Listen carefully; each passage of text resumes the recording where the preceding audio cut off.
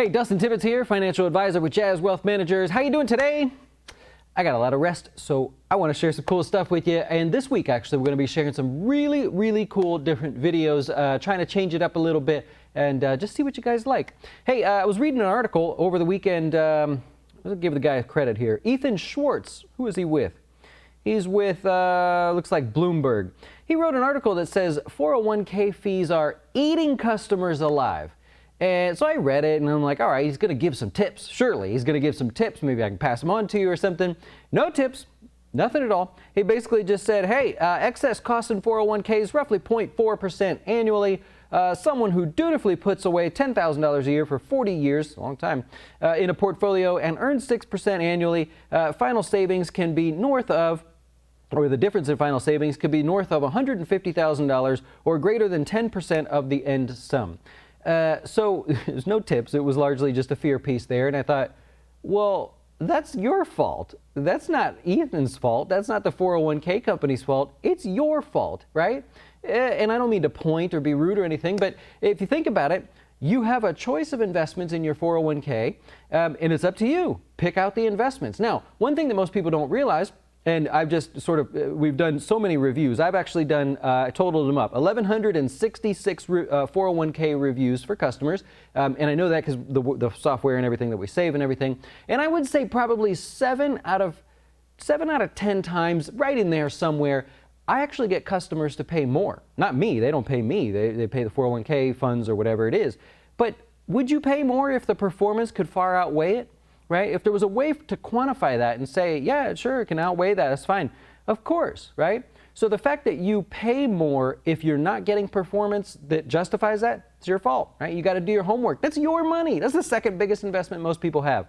So number one, you got to do your homework in this one. Number two, something that most people don't realize after doing all of these is that there's actually an advisor for every 401k plan. They're not going to work out like a financial plan for you, but there is a free financial advisor that's provided by the 401k company, not your company, the plan provider, that will take your call. Sometimes they'll come into your office and they'll sit there and look for people that have questions. It's not a job most advisors want. To be fair, it's usually the low guy on the totem pole, but it's free. You can go to them and say, here's what I have, here's what you offer. I would like the best performing funds either to be the cheapest, or I'm willing to pay more if you could show me better performance.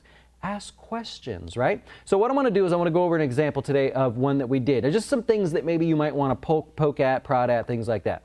So here we go. Customer's name's Matt.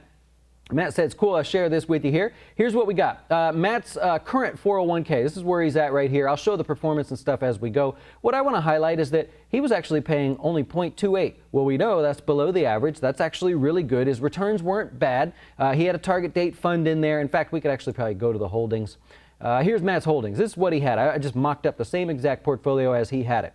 He had a 2035 fund there. He didn't know any better. He's younger than this, doesn't need to have that one there. And this John Hancock fund actually has a little bit more bonds than most other target dates. So that was a bit of a strike against him. It's also why if you go back here, you're going to see bonds, 14% there. He doesn't really have any bonds, but that's where that's coming from.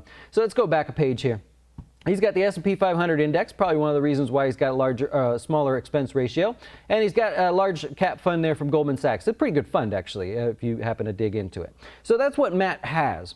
What I then did is I said, okay, well, this is what you got. Can I improve on it? And first thing I always do is performance and volatility. I don't care if you pay more. Anybody would pay more if you got better performance. So I look to improve on performance and preferably with the same or less volatility.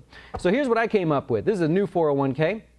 Go down here, expense ratio went higher. Interestingly, the dividend yield doesn't show. Dividend yield was almost exactly the same. So if you were to compare, if you want to do the homework and compare it, basically the same. Now it shows that he's got a lot more stock in there. You're going to say, well, of course, Dustin, you must have put him in stock funds and everything. The reason it says that is because we're using equity mutual funds and we're not using target date funds. So this system doesn't know to say, well, there's some safer bond type investments in there. Anyways, moral of the story is he's paying more. I go back to Matt and I say, hey, check it out, man. here's what I want you to do. I showed you what you have. This is what I want you to buy. A couple Vanguard funds in there, Fidelity Growth Company, based on the choices that you have. And I say you're going to pay twice as much as you actually were paying. Naturally, Matt says, excuse me? What are you talking about? I just hear about all these fees and stuff. I don't want to pay more. I go, okay, Matt, well, let me show you. I can actually show you that the performance is going to be better. So we go over to performance. This is the performance of his current 401k. Now, I get it. We're looking back.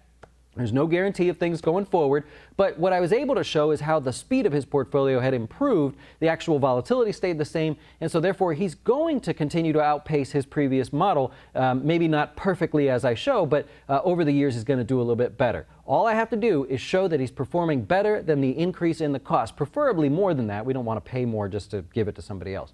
Anyway, so here's his performance, and what you got to go up here. Annualized returns 11.87%. It's already better than the article there, but remember, Matt's a young guy. He can afford to take this level of risk.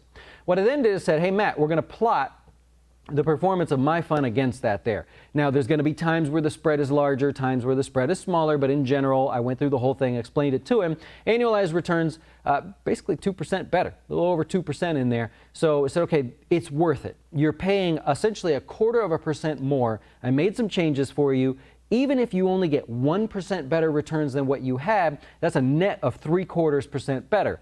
Over the years, we could say, like the article from that guy Ethan there, we could complain and say the fees are too high, or we could do something about it and actually get in there and try to improve the performance.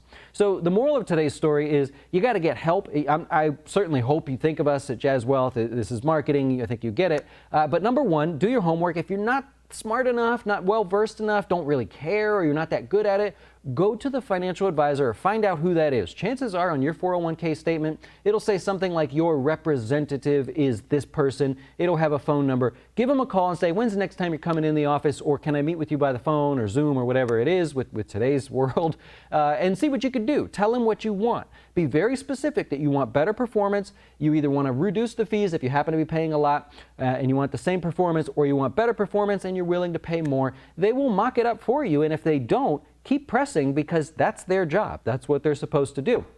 All right? So if that doesn't work out, of course, I hope you check us out there. But just wanted to share that with you. It was sort of frustrating that I read that article, and it was just a lot of complaining, and there wasn't a lot of solutions. And I'm a solution guy. I want to be able to, hopefully help there. So do your homework. You can use like Morningstar. I think, to be honest, I think Prudential has a fund analysis thing.